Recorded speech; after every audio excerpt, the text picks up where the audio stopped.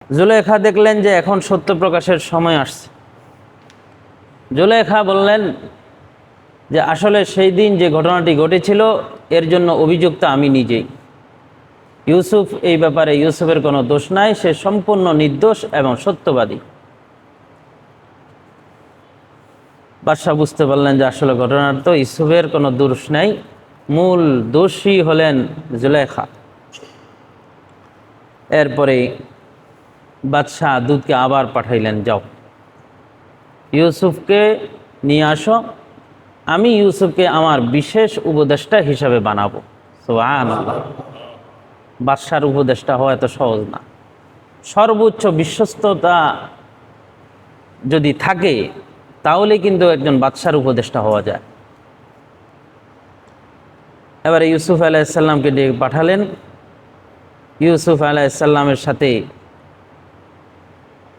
বাদশাহ দীর্ঘ সময় একান্ত জায়গায় কথা বললেন, দীর্ঘ বিষয় নিয়ে আলোচনা করলেন। বাদশাহ ইউসুফের কথা শুনে খুবই মুগ্ধ হলেন। এত জ্ঞান গরিমা, এত গভীর জ্ঞানের অধিকারী ইউসুফ আলাইহিসসালাম বাদশাহ যা ইতিপূর্বে কাউকে দেখেন নাই। সুবহানাল্লাহ। জ্ঞানী মানুষ কিন্তু জ্ঞানী মানুষকে চিনে। একজন মানুষের কথা শুনলে, বয়ান শুনলে আরেকজন জ্ঞানী মানুষ বুঝতে পারে যে এই লোকটার জ্ঞানের, এলেমের, শিক্ষার গভীরতা কতটুকু। এটা কিন্তু জ্ঞানী মানুষ বুঝতে পারে, সবাই কিন্তু বুঝে না। অনেক গভীর থেকে কথা বললে সাধারণ জ্ঞানীরা বুঝে না, মনে করে যে কি বলতেছে, তখন তার কাছে গুরুত্ব থাকে না। কিন্তু যারা গভীর জ্ঞানের অধিকারী তারা কিন্তু আরেকজন জ্ঞানের ব্যক্তির কথা শুনলে বুঝতে পারে যে লোকটা আসলে অনেক গভীর জ্ঞানের অধিকারী। বাদশাহ ইউসুফ আলাইহিসসালামের জ্ঞান গরিমা সম্পর্কে অবহিত হলেন। এক পর্যায়ে বললেন যে এখন থেকে আমি আপনাকে আমার একজন বিশ্বস্ত উপদেষ্টা হিসাবে গ্রহণ করলাম। সুবহানাল্লাহ। ইউসুফ আলাইহিসসালাম এখন বাদশার উপদেষ্টা। এইদিকে কোন কোন তাফসীরে লিখতেছে যে না, শুধু উপদেষ্টা হিসাবে গ্রহণ করেন নাই, বরং ইউসুফ আলাইহিসসালামকে বাদশাহ আরও অনেকগুলো দায়িত্ব দিলেন, অনেকগুলো দায়িত্ব দিলেন। এই বিষয়টি আল্লাহ তাআলা কুরআনুল কারীমের মধ্যে বলতেছে, ওয়াকালাল মালিকু উতুনি বিহি ওয়াকালাল মালিকু উতুনি বিহি আস্তাখলিসহু লিনাফসি। বাদশাহ বললেন, যাও ইউসুফকে নিয়ে আসো, আস্তাখলিসহু লিনাফসি, আমি ইউসুফকে আমার নিজের খলিফা বানাবো, উপদেষ্টা বানাবো। ফালাম্মা কাল্লামাহু ক্বালা ইন্নাকাল ইয়াওমা লাদাইনা মাকিনুন আমিন। ফালাম্মা কাল্লামাহু, বাদশাহ ইউসুফের সাথে নির্জন জায়গায় কথা বললেন, বিভিন্ন বিষয় নিয়ে, দিক নিয়ে আলোচনা করলেন। এক পর্যায়ে বাদশাহ বললেন, ক্বালা ইন্নাকাল ইয়াওমা লাদাইনা মাকিনুন আমিন। ও ইউসুফ, আজকে থেকে আপনি আমার একজন আমানতদার উপদেষ্টা, একজন বিশ্বস্ত উপদেষ্টা হিসাবে আপনাকে আমি ঘোষণা করলাম। সুবহানাল্লাহ। জেলখানা থেকে আল্লাহ পাক এনে কত উচ্চ লেভেলের পর্যায়ে পৌঁছায় দিলেন, কাকে? ইউসুফকে। এজন্য ধৈর্যের একটা দাম আছে, ধৈর্যের ফল আল্লাহ তাআলা অবশ্যই দান করেন। ইউসুফকে যখন উপদেষ্টা হিসেবে গ্রহণ করলেন, গ্রহণ করার পরে ইউসুফ আলাইহিসসালাম বাদশার কাছে একটা প্রস্তাব রাখলেন। প্রস্তাবটা কি? যে বাদশা জাহাপনা, এখন তো 7 বছর বৃষ্টি নাজেল হবে, প্রচুর পরিমাণ ফসল হবে, প্রচুর পরিমাণ ফসল হবে, আল্লাহ তাআলা রিজিক দিবেন। এরপরে 7 বছর আবার দুর্ভিক্ষ শুরু হবে। এই যে এই 14টা বছর, এটা খুবই গুরুত্বপূর্ণ একটা সময়।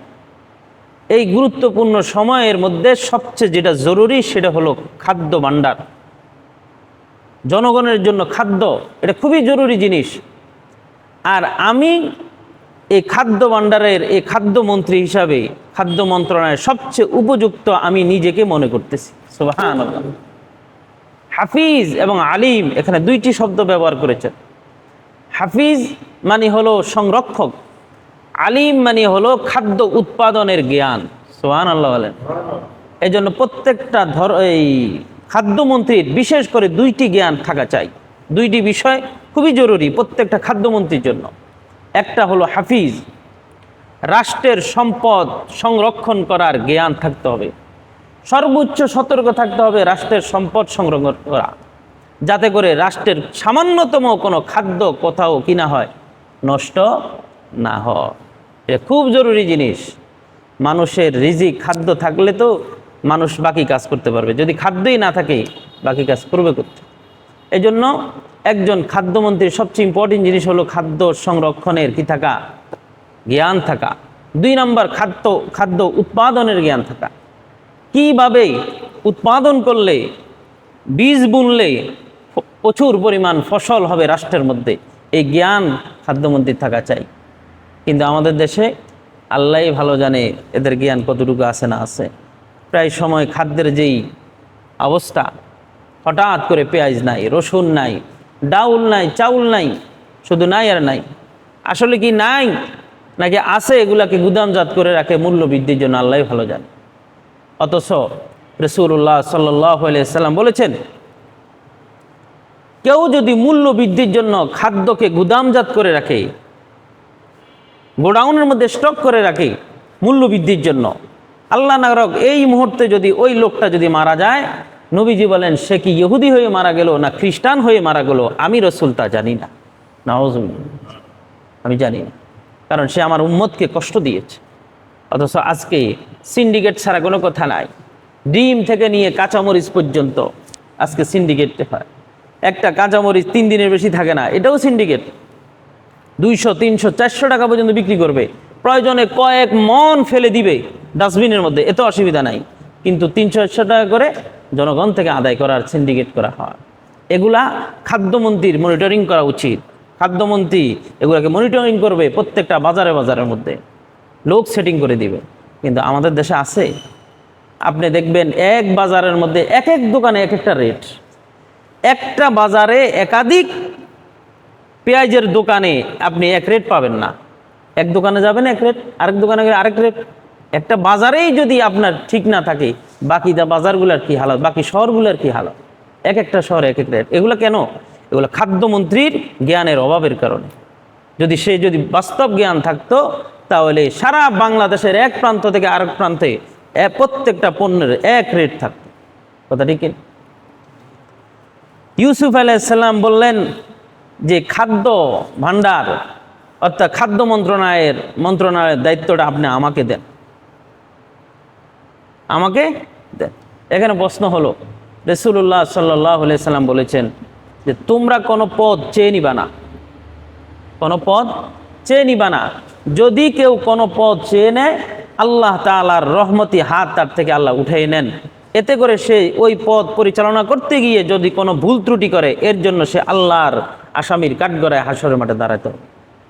আর যদি পদ চেয়ে না নেয়, মানুষ পরামর্শ করে আল্লাহর পক্ষ থেকে তাকে কোনো পদ দেওয়া হয়, আর সে আল্লাহর সাহায্য কামনা করে, তখন আল্লাহ তাআলা কুদরতিভাবে তার সমস্যাগুলো সমাধান করে দেয়। সুবহানাল্লাহ। এবং ভুল ত্রুটি হলো আল্লাহ তাআলা মাফ করে দেয়। তো এই হাদিসের সাথে ইউসুফ আলাইহিস সালামের এই চাওয়ার সাথে কিন্তু একটা সাংঘর্ষিক হয়ে গেল। ইউসুফ আলাইহিস সালাম নিজে নিজে চাইলেন। কেন চাইলেন? কারণটা কি? কারণ হলো ইউসুফ আলাইহিস সালাম দেখলেন যে এমন এক দুর্ভিক্ষের সময়, এই মুহূর্তে মিশরের রাজ দরবারের মধ্যে একজন আমানতদার লোক বলতে কাউকে দেখা যাচ্ছে না। যদি এই দায়িত্বটা দেওয়া হয়, 7 বছর সে ফসল উৎপন্ন করে গুদামজাত করার মতো জ্ঞানও তার নাই, গুদামজাত করবেও না, এবং পরের 7 বছরও যা রাষ্ট্রীয় কোষাগারে থাকবে এগুলো আমানতদারির সাথে মানুষের মধ্যে বন্টনও করবে না। এজন্য উনি এই ঘাটতি পূরণ করতে গিয়ে বললেন যে এই মুহূর্তে আমি ইউসুফে এর সবচেয়ে উপযুক্ত ব্যক্তি। সুবহানাল্লাহ। তাহলে কোনো জায়গার মধ্যে যদি উপযুক্ত ব্যক্তিকে আপনি না দেখেন, আবার ওই কাজের সবচেয়ে বেশি আপনি নিজেকে উপযুক্ত মনে করেন, তাহলে ওই জায়গার মধ্যে নিজের প্রস্তাব পেশ করতে পেশ করার অনুমতি রয়েছে শরীয়তের। কথা বুঝতে পারছি? আল্লাহু আকবার। এই জন্যই ইউসুফ আলাইহিস সালাম কি করলেন? এই বাদশার কাছে আবেদন করলেন, ক্বালা জাআলনি আলা খাযাইনিল আরদ, ক্বালা জাআলনি আলা খাযাইনিল আরদ। হযরতে ইউসুফ আলাইহিস সালাম বললেন, বাদশাহ আপনি আমাকে খাদ্য মন্ত্রণালয়ের দায়িত্বটা দেন। ইন্নী হাফিজুন আলিম, এই ব্যাপারে আমি সর্বোচ্চ সংরক্ষণ করব এবং খাদ্য উৎপাদনের ক্ষেত্রে সবচেয়ে বেশি জ্ঞান আমার রয়েছে। সুবহানাল্লাহ, আল্লাহু আকবার। আল্লাহ তাআলা বলেন, যখন ইউসুফ আলাইহিস সালাম প্রস্তাবটা করলেন বাদশার কাছে, তাফসীরের কিতাবে লেখে বাদশা কিন্তু সাথে সাথে দায়িত্বটা দিয়ে দেন নাই। সাথে সাথে কি করেন নাই? দায়িত্বটা দিয়ে দেন নাই। 1 বছর ইউসুফ আলাইহিস সালামকে রাজদরবারে একেবারে প্রধান মেহমান হিসাবে তাকে রাখছেন। প্রধান মেহমান হিসেবে কি করছেন? রাখছেন। এবং তার বিশ্বস্ততা, তার জ্ঞানের চতুরতা, এগুলা খুব বাদশা ফলো করছেন, মনিটরিং করছেন যে আসলে লোকটা বিশ্বস্ততা কেমন। এরপরে দেখলেন যে 1 বছরের মধ্যে ইউসুফ আলাইহিস সালামের এত আমানতদারি, এত জ্ঞানের গভীরতা, তিনি 1 বছরে আরো বেশি বিমুগ্ধ হয়ে গেলেন। সুবহানাল্লাহ। এবং 1 বছর পরে শুধু খাদ্য মন্ত্রণালয়ের দায়িত্ব দেন নাই, তাকে রাষ্ট্রীয় আরো অনেকগুলো দায়িত্ব দিয়ে দিলেন। সুবহানাল্লাহ। এবং তাফসীরে কুরতুবীর মধ্যে লেখে যে শুধু ওনাকে আরো কয়েকটা দায়িত্ব দেন নাই, বরং বাদশাহ নিজে রিটায়ার্ড হয়ে নিজে অবসরে গিয়ে পুরা দায়িত্ব, মিশরের পুরা দায়িত্বটাই কি করলেন? ইউসুফের হাতে দিয়ে দিলেন। সুবহানাল্লাহ। এই কথাটা আল্লাহ তাআলা বলেন যে বাদশাহ যে দিছে এটা বাদশার একান্ত নয়, এটা আমি আল্লাহ বাদশাকে দিয়ে তোমাকে দিয়েছি। সুবহানাল্লাহ। ওয়া কাযালিকা মাক্কান্না লিইউসুফা ফিল আরদ, ওয়া কাযালিকা মাক্কান্না লিইউসুফা ফিল আরদ, এমনিভাবে আমি ইউসুফকে জমিনের রাজত্ব দান করেছি। ইয়াতাবাওয়াউ মিনহা হাইসু ইয়াশা, যাকে চাই আমি আল্লাহ তাকে তা দান করি। নুসিবু বিরহমাতিনা মান নাশাউ ওয়া লা নুদিউ আজরাল মুহসিনিন। নুসিবু বিরহমাতিনা মান নাশা, আল্লাহ তাআলা বলেন আমি যাকে চাই আমার রহমত অনুগ্রহ দ্বারা তাকে ওই স্থানে পৌঁছায় দেই। বলেন সুবহানাল্লাহ। ওয়ালা নুদিউ আজরাল মুহসিনিন, এবং নেককারের কোনো বিনিময় আমি আল্লাহ কোনোদিন বিনষ্ট করি না। সুবহানাল্লাহ। নেককাররা যা আমল করবে, যা ভালো কাজ করবে, 1 বিন্দু আমি আল্লাহ নষ্ট করি না, তার প্রতিদান আমি হুবহু তাকে দিয়ে দেব। দুনিয়াতেও আংশিক দিব, আখিরাতে পুরাটাই তাকে দান করব। সুবহানাল্লাহ। আল্লাহ তাআলা কখনো আমরা কাউকে পারিশ্রমিক দেওয়ার ক্ষেত্রে, কারো বিনিময় দেওয়ার ক্ষেত্রে আমরা কম বেশি করি কি করি না? কম বেশি করি। একটু কম দিলে মনে করে বড় একটা ভালো কাজ করছি, বড় আয় করে ফেলছি, হ্যাঁ, আর তাকে আমি ঠকাই ফেলছি। কিন্তু আল্লাহ তাআলা দেওয়ার ক্ষেত্রে বেশি দেন, কম দেন না। সুবহানাল্লাহ, বেশিই দেন। আল্লাহু আকবার। এবং আল্লাহ তাআলা বলেন, ওয়ালা আজরুল আখিরাতি খায়রুল লিল্লাযিনা আমানু ওয়া কানু ইয়াত্তাকুন, যারা মুমিন এবং মুত্তাকি আল্লাহ তাআলা তাদের জন্য আখিরাতের মধ্যে উত্তম প্রতিদান রেখে দিয়েছে। সুবহানাল্লাহ, উত্তম প্রতিদান। আল্লাহু আকবার। এরপরে খাদ্য মন্ত্রণা দিলেন ইউসুফ আলাইহিস সালাম। এই যে 7 বছর শুরু হলো আর অনবরত বৃষ্টি হচ্ছে, রহমতের বৃষ্টি, একেবারে মানে লাগাতার বৃষ্টি না, মাঝে মধ্যে বৃষ্টি হচ্ছে, যতটুকু প্রয়োজন অতটুকু বৃষ্টি। মুষলধারে লাগাতার বৃষ্টি হওয়া এটাও গজব, আবার অনাবৃষ্টি হওয়া এটাও গজব। কথা বুঝে আসছেনি? মাঝে মধ্যে এরকম হয় না, বৃষ্টি হতেই আছে, পানি জমতে জমতে অনেক বেড়ে গেছে, কোনো থামাথামি নাই, এটা গজব। আবার বৃষ্টি নাই, দীর্ঘকাল বৃষ্টি নাই, এটাও গজব। প্রয়োজন অনুযায়ী বৃষ্টি হওয়া, প্রয়োজন অনুযায়ী বৃষ্টি উঠে যাওয়া, এটা হলো রহমত। এটা হলো কি? বৃষ্টি এখন শুরু হলো, রহমতের বৃষ্টি। আর এই দিকে ফসল উৎপন্ন শুরু হলো। যে যেখানে তাফসীরে কিতাব লিখতেছে একেবারে শুষ্ক জায়গায় যেখানে আনাচে কানাচেও যদি দানা ফেলে সাথে সাথে এখানে বীজ উঠে যায়। সুবহানাল্লাহ। এমনভাবে 7 বছর ফসল হলো। ইউসুফ আলাইহিস সালাম ফসল রাষ্ট্রীয়ভাবেই 1 বিন্দু ঘোষণা করে দিলেন, 1 বিন্দু 1 বিঘা জায়গাও যাতে করে কোনো গ্যাপ না থাকে, খালি না থাকে, প্রত্যেকের খালি জায়গাগুলোর মধ্যে ফসল বুনেন এবং বললেন এই 7 বছরে আপনার প্রয়োজন অনুযায়ী আপনি ফসল রাখেন, আর বাকিগুলা রাষ্ট্রীয় গুদামের মধ্যে আপনি কি করেন, হ্যান্ডওভার করেন, পৌঁছায় দেন। আপনি পরবর্তী 7 বছরে যখন চাইবেন আপনাকে দেওয়া হবে। ঘোষণা করার পরে সবাই যে পৌঁছায় দিলেন। দুষ্ট প্রকৃতির আছে না কতগুলা, হুজুরে যাই ওয়াজ করে, হুজুর কথা মানতে রাজি না। হ্যাঁ, এর নিজের একটা মতে এই চলে।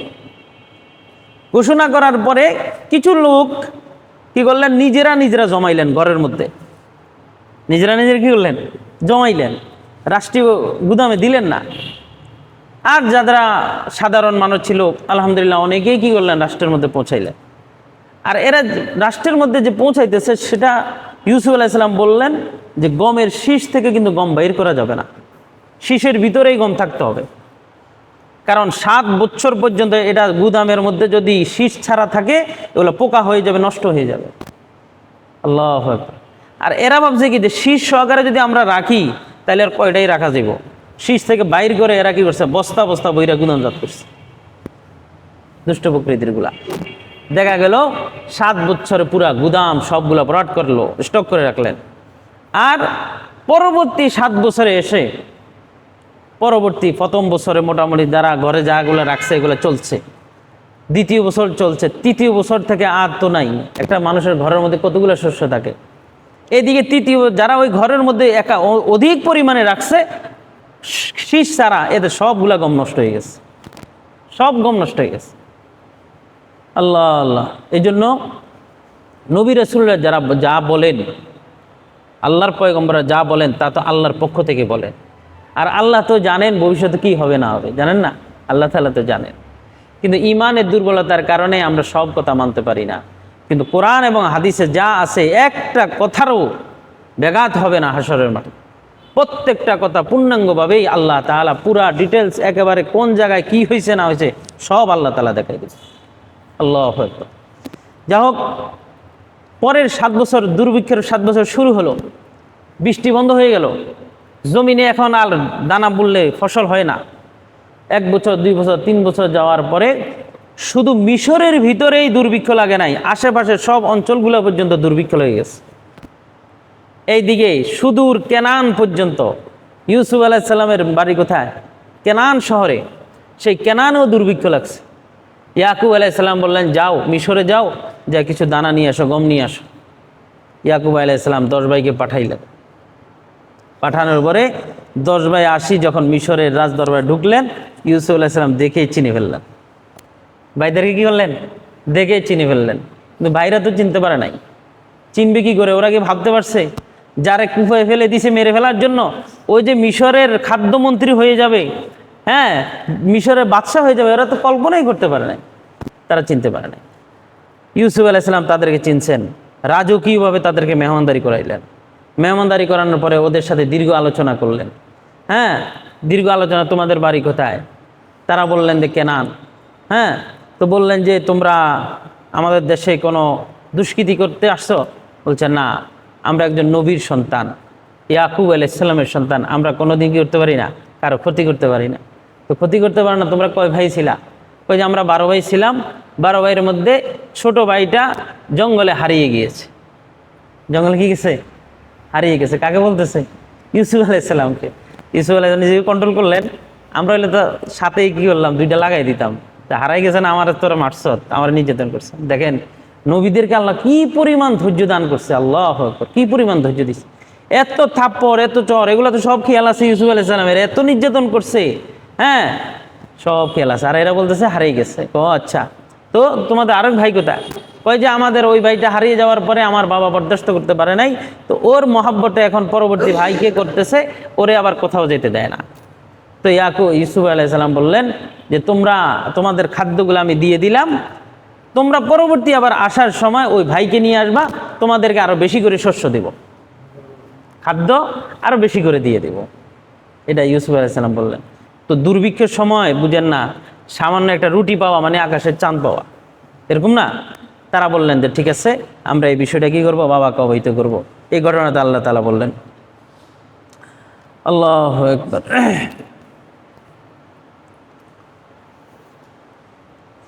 وجاء إخوة يوسف فدخلوا عليه فعرفهم وهم له منكرون وجاء إخوة يوسف হযরত ইউসুফ আলাইহিস সালামের ভাইরা আসলেন ফাদাখালু আলাইহি ভাইরা ইউসুফ আলাইহিস সালামের রাজ দরবারের মধ্যে প্রবেশ করলেন ফাআরাফাহুম ইউসুফ আলাইহিস সালাম তাদেরকে দেখা মাত্রই চিনে ফেললেন ওয়া হুম লাহু মুনকিরুন কিন্তু ইউসুফ আলাইহিস সালামকে তার ভাইরা চিনতে পারে নাই ভাইরা চিনতে পারে নাই ولما جهزهم بجهازهم قال ائتوني بأخ لكم من أبيكم এরপরে ولما جهزهم بجهازهم যখন তাদের খাদ্যের ভান্ডারটা প্রস্তুত করা হলো قال হযরত ইউসুফ বললেন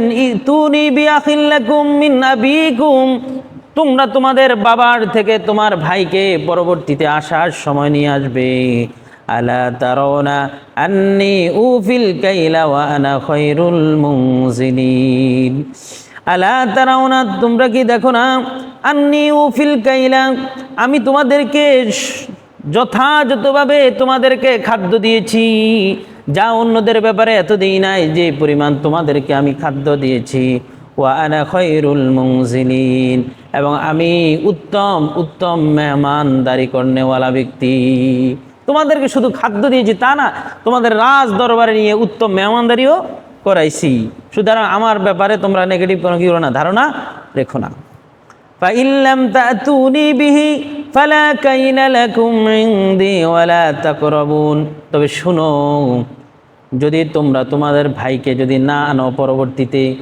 তাহলে আমার রাজ দরবারের ভিতরেও ঢুকবা না এবং আমার কাছে কোনো খাদ্যের আশাও করবা না আল্লাহ ফাইল্লাম তাতুনি বিহি যদি তোমাদের সাথে তোমার ভাইকে না নিয়ে আসো ফালা কাইলা লাকুম ইনদি তাহলে তোমাদের জন্য আমার কাছে কোনো খাদ্যের বরাদ্দ থাকবে না ওয়ালা তাকরাবুন এবং আমার কাছেও তোমরা আসবে না আমার কাছেও আসবে না তারপরে তারা কি করলেন ইউসুফ আলাইহিস সালামকে আশ্বস্ত করলেন তারা বললেন যে ঠিক আছে আমরা বিষয়টা আমাদের বাবাকে কি করব অবহিত করব ক্বালু তারা বললেন সানুরাবিদু আনহু আবাহু ওয়া ইন্না লাফাইলুন অচিরে আমরা এই বিষয়টি আমাদের বাবাকে অবহিত করব এবং আমরা এই কাজ করার জন্য সচেষ্ট হব বলছে ঠিক আছে আমরা আমাদের বিষয়টা কি করব বাবাকে জানাবো এবং বাবার থেকে আমাদের ভাইকে আনার জন্য সর্বোচ্চ কি করব চেষ্টা করব وقال لفتيانه اجعلوا بضاعتهم في رحالهم لعلهم يعرفونها إذا انقلبوا إلى أهلهم لعلهم يرجعون হযরত ইউসুফ আলাইহিস সালাম খাদেমদেরকে স্টাফদেরকে ডাকলেন যাও এদের যেই খাদ্যের যে ভান্ডার রয়েছে এরা যে খাদ্য হিসেবে যে মূল্য প্রদান করেছেন ওই মূল্যগুলা তাদের খাদ্য ভান্ডারের ভিতরে ঢুকিয়ে দাও যাতে করে তারা পরিবারের কাছে গিয়ে খাদ্য পায় আবার বিনিময়ও ফিরে পায় তখন তারা খুশি হয়ে যাবে এবং আবার পুনরায় তারা আসার জন্য আরো আগ্রহী হবে পুনরায় আসার জন্য কি হবে আগ্রহী হবে কারণ ইউসুফ আলাইহিস সালামের উদ্দেশ্য হলো যে এদেরকে একটা আল্লাহ তাআলার হুকুম হওয়ার আগ পর্যন্ত আমি ইয়াকুবকে কি করব না সরাসরি আনবো না এদের সর্বোচ্চ আগ্রহ সৃষ্টি করে তারপরে ইয়াকুবকে এনে ঘটনাটা কি করব উদ্ঘাটন করব কথা বুঝা আসছে তারা কি করলেন وقال لفتيانه جعلوا بضاعتهم في رحالهم হযরত ইউসুফ বললেন তার স্টাফদেরকে যাও তাদের খাদ্য ভাণ্ডারের ভিতরে তাদের মূল্যগুলা ঢুকিয়ে দাও ফেরত দিয়ে দাও লাআল্লাহুম ইয়ারিফুনাহা যাতে করে তারা বুঝতে পারে ইদান কলাবু ইলা আহলিহিম তাদের পরিবারের কাছে ফিরে যাওয়ার পর লাআল্লাহুম ইয়ারজিউন তাহলে সম্ভবত তারা আবার খাদ্যের আগ্রহে আবার সেই মিশরের রাজদরবারের মধ্যে ফিরে আসবে আল্লাহু আকবার এরপরে ঢুকাই দিলেন ঢুকাই দেওয়ার পরে বাড়িতে গেলেন এরা তো খুব আনন্দ একদিকে রাজকীয়ভাবে মেহমানদারি পেলেন খাদ্য সবার থেকে বেশি পেলেন এরপরে আবার বেশি করে দেওয়ার প্রতিশ্রুতিও বাদশা দিয়েছেন তারা কি করলেন আনন্দের সাথে গেলেন বাবাকে বিষয়টা অবহিত করলেন আর বললেন যে আপনি আমাদের ভাইকে কি আমাদের সাথে দেন। ইউসুফ আলাইহিসসালামের একই মায়ের দুই সন্তান ছিল, একজন হলো ইউসুফ আরেকজন হলো বিনিয়ামিন। আরেকজন হলো কি? বিনিয়ামিন। এই বিনিয়ামিনকে ইউসুফে হারানোর পরে ইয়াকুব আলাইহিসসালাম আর বিনিয়ামিনকে কারো কাছে দিতেন না, কোথাও যেতে দিতেন না। এই ইউসুফ আলাইহিসসালাম বললেন তোমাদের ভাই বিনিয়ামিনকে তোমরা কি করবা? নিয়ে আসবা। তো বাবাকে পুরো ডিটেলস ঘটনা ভাইরা বললেন এবং বললেন যে আমাদের ভাই বিনিয়ামিনকে আমাদের সাথে দেন, দিলে আমরা আবার খাদ্য পাবো, আর না হলে কোনো খাদ্যের আশা করা যাবে না। কারণ ওই সময় মিশরের রাজদরবার ছাড়া আর কারো কাছে কোনো খাবার নাই, কোনো রাষ্ট্রের মধ্যে খাবার নাই, আর খাবার না থাকলে তো মৃত্যু নিশ্চিত। ওই সময় খাদ্যের এত জরুরত হয়ে গেছে। তো সেই কথাটা বাবাকে বললেন। ফালাম্মা রাজাউ ইলা আবিহিম, যখন ভাইরা ইয়াকুব আলাইহিস সালামের কাছে ফিরে আসলেন, ক্বালু ইয়া আবানা, তারা বললেন ওগো আমার আব্বাজান, মুনিয়া মিন্নাল কাইলু, মুনিয়া মিন্নাল কাইলু, আমাদের জন্য কোনো খাদ্য বরাদ্দ রাখা হয়নি। ফারসিল মানা আখানা, অতএব আমাদের সাথে আমাদের ভাইকে দেন। নাকতাল, তাহলে আমরা কিছু খাদ্য পাবো, আমরা কিছু খাদ্য আনতে পারবো। ওয়া ইন্না লাহু লাহাফিজুন, এবং নিশ্চয় আমরা আমাদের ভাইকে সর্বোচ্চ কি করব? হেফাজত করব, সংরক্ষণ করব, হেফাজত করব। ভাইরা বললেন যেই কথাটা ওই যে ইউসুফকে নেওয়ার সময় যে কথাটা বলছেন, সেম এই কথাটা এখানেও বললেন যে বিনিয়ামিনকে আমাদের সাথে দেন, আমরা খুব হেফাজত করব। ইউসুফকে নেওয়ার সময় কিন্তু কথাটা বলছে, খেয়াল আছেন? ইউসুফকে যখন বললেন যে আমাদের সাথে দেন, আমরা খেলতে যাব, কিছু আনন্দ করব, কিছু উৎসব করব, আমাদের সাথে দেন। ইয়াকুব আলাইহিস সালাম বললেন তো আমার ভয় করতেছে। বললেন কিসের ভয়? আমরা 10 ভাইয়ের একটা যুবক, একটা সংঘবদ্ধ দল, আমাদের থেকে তো নেকড়ে নিতে পারবে না, আমাদের শক্তিশালী, আমরা সর্বোচ্চ তাকে হেফাজত করবো। এই কথাটা কিন্তু ওই সময়ও বলছেন। এখন বিনিয়ামিনকে আনার সময় কিন্তু এই কথাটা বলতেছেন। তো বলার পরে এখন ইয়াকুব আলাইহিস সালাম কি উত্তর দিলেন, এটা ইনশাআল্লাহ আগামী সপ্তাহে বলবো। আল্লাহ পাক আমাদের সকলকে সর্ব অবস্থায় আল্লাহর উপরে ভরসা রাখার তৌফিক দান করেন, আমিন। আজকের ঘটনার বিষয়টা বুঝতে পারছেন তো? দেখেন, আল্লাহর উপরে যদি ভরসা করে, আল্লাহর উপরে যদি ভরসা করে, তাহলে আল্লাহ তাআলা তার জন্য যথেষ্ট হয়ে যায়। সেই কূপ থেকে নিয়ে ভরসা করতে করতে আজকে মিশরের রাজ দরবারের প্রধানমন্ত্রী, খাদ্যমন্ত্রী, সব দায়িত্ব আল্লাহ তাআলা ওনার হাতে দিয়েছেন, একমাত্র কার উপরে ভরসা করার কারণে? আল্লাহর উপরে ভরসা করার জন্য আমরা সর্ব অবস্থায় আল্লাহর উপরে ভরসা করব। আল্লাহ তৌফিক দান করবেন, আমিন। ওয়া আখিরু দাওয়ানা আলহামদুলিল্লাহি রাব্বিল আলামিন।